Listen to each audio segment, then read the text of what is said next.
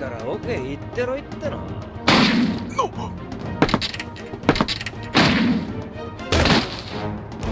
前らどうした？何が起きてるんだ？ああ、もう手遅れかい。相変わらずすげえ覇気だ。Hello, my name is John and today on Mono Story we're going to be discussing what is Haki. So let's get into it and find out what it's all about.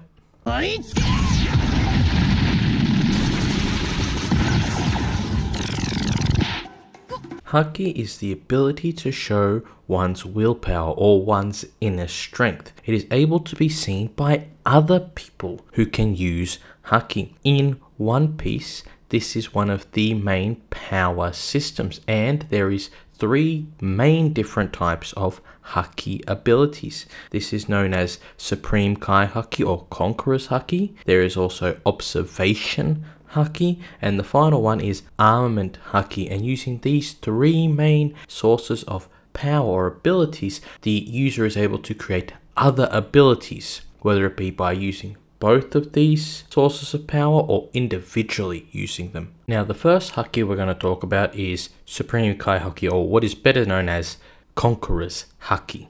Now, this Haki is the ability to allow dominance over weaker people, and it is very rare to be found within people, as it is something that you cannot learn, but it is an innate ability. Therefore, generally someone that has Conqueror's Haki is deemed to be somewhat of a king or queen, depending on if they're male or female. And so, using this sort of template, there are actually more powerful abilities that can be used through Conqueror's Haki. Through Conqueror's Haki, you can do such thing as intimidate your opponent, making them fear you, as well as incapacitating them, making them fall asleep if their Haki is weaker than yours. You can also use it to increase the attacking power. So if you have a weaker attack using Conqueror's Haki, you are now stronger. You can also use it through tying method, as in you could put it in storage and hold it for later.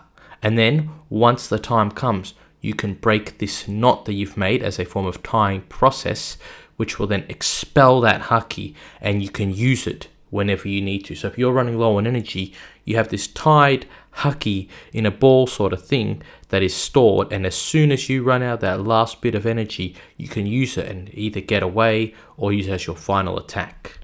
The next type of Haki is known as Observation Haki, and this Haki ability allows us the user to sense things from far away and also see things into the future.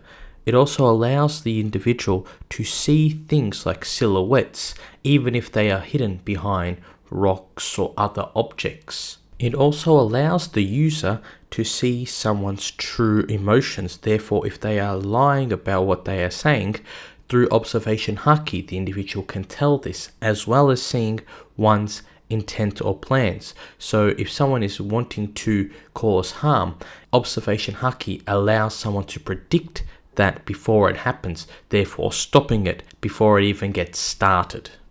The next form of Haki we know about is known as Armament Haki, and this is a form of ability that creates a layer on an object, providing attack as well as defensive boosts.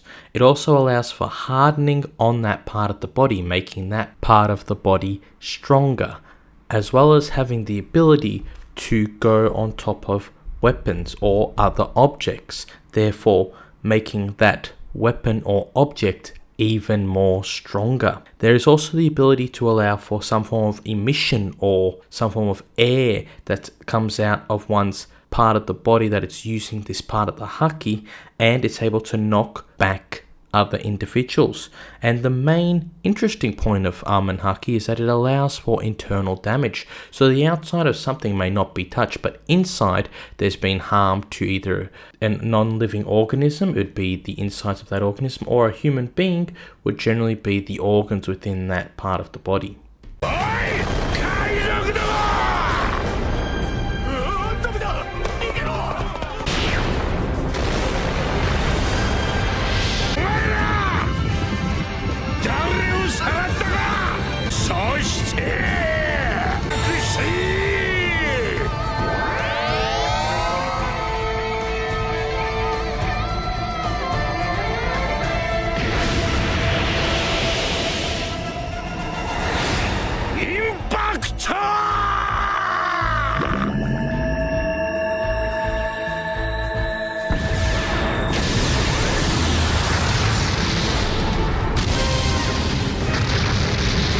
Now the big question we have is Haki good? Is this a good ability? And in my opinion, yes, there is very good positives to Haki.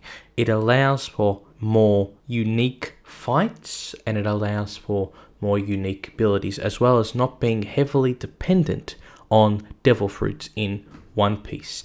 There are, however, I think some drawbacks to this ability that should have been mentioned to us.